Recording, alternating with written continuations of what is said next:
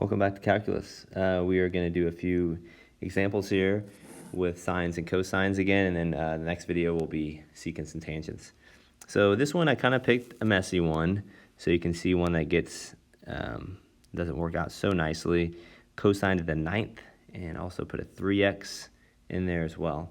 So, but even though this cannot be integrated as is, we don't know how to integrate trig powers without doing some kind of substitution. But since there's an odd number, what we can do is do what we learned earlier, is to pluck one out, meaning there's 8 left. So that is cosine 3x has been plucked out, and that's going to eventually become our du. But first, I need to transition that to all sines. So we're going to have, this is the same thing as 1 minus sine, let's do this first. Integral of cosine to the 4th, 3x. Nope. Let's make that squared. Cosine squared. There we go. So I'm just kind of changing the look, but the key here is the thing in there I can transition to sines. So 1 minus sine squared 3x. Okay, let's go ahead and do our substitution. So u is sine 3x. Therefore, du is 3 cosine 3x. Or you could also say 1/3 du is cosine 3x. Okay, so what we have is integral of 1 minus u squared times 1/3 du. Oh, that's key, to the 4th. So I have to raise 1 minus u squared to the 4th. This is not real trivial. You might think of Pascal's triangle. It's not too bad to the 4th. But if we think of Pascal's triangle, I think it's going to save us a little bit of time.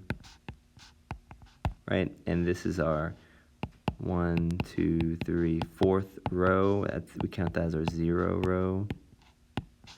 So we're raising the 4th power, so those are going to be our coefficients.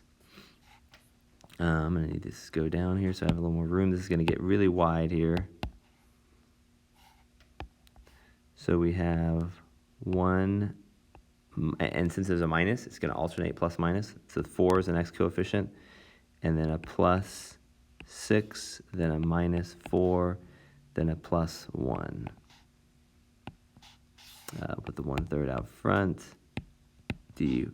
And then in these, they're going to increase in power. So u squared, u to the 4th, u to the 6th, and u to the 8th. Okay? So we can integrate that. And it becomes u minus 4/3 u cubed plus 6/5, u to the 5 minus 4/7, u to the 7th plus 1/9, u to the 9th,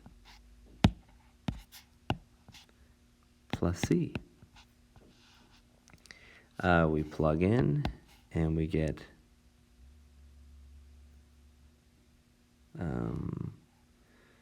1/3. And what was our u again?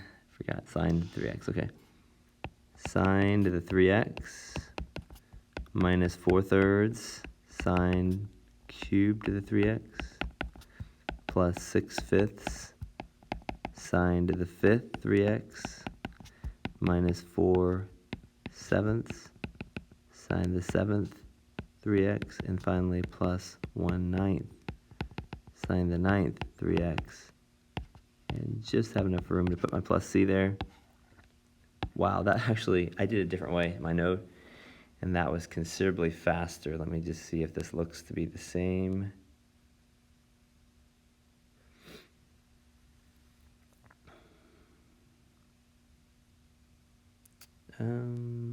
think so.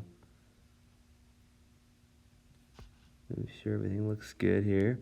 So that is working with sine. So if you have only a sine or only a cosine, but it's an odd power, you pluck one out, change all the other to the other type. That becomes your U type, and the one plucked out becomes your du. So this looks pretty good to me. Okay, next one, example, what do we call it, D? Yeah, example D. This is actually going to lead us to something new. We're going to integrate something as simple looking as this. But you know what? We can't do it. We have not learned a way to do this. You can't, if you pluck one out, then the remaining is not even powered. You can't convert all of that to cosines. You can't use the power rule. So we need a new identity. And this is something that was in a pre-calc book. In my class, we don't go over this in pre-calc, but in calc, it's introduced. So let's make a note here of some new identities. These are called power-reducing identities. So sine squared x can be written as 1 minus cosine 2x over 2. And there's one for cosine, almost the same, but a plus in the numerator. So those are going to be some things that we're going to use from time to time. So we will take advantage of that new identity here and call this 1 over cosine 2x over 2. We could take that 1/2 out front.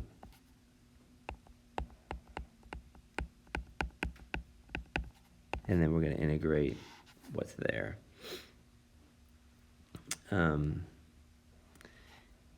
So the integral of 1 is just x.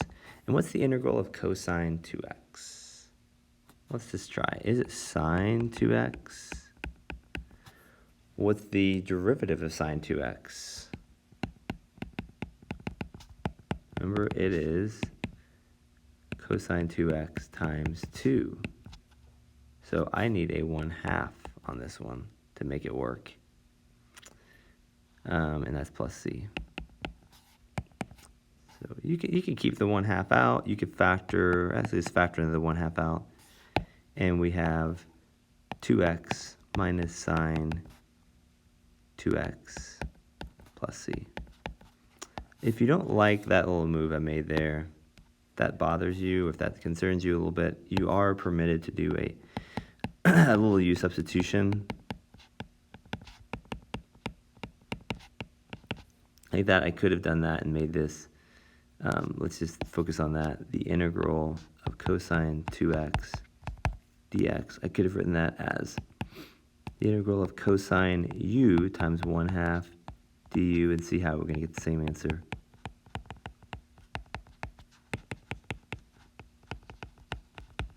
Same answer we got there. So if you'd rather do a substitution, that's totally fine. For just a constant like that, I usually don't at this level, but if you want to, that is your call. So these, the lesson here is these new identities are helpful. I find these to be tedious. I don't love using these problems. There's not a lot of thinking. It's just doing. So these aren't my favorites, but they're ones that you want to be ready to use from time to time. And the issue was we had one trig type and it was even powered. So if it's odd powered, like that example C, we're fine. But if it's even powered, we have to use the power reducing. You even could do sine to the 4th.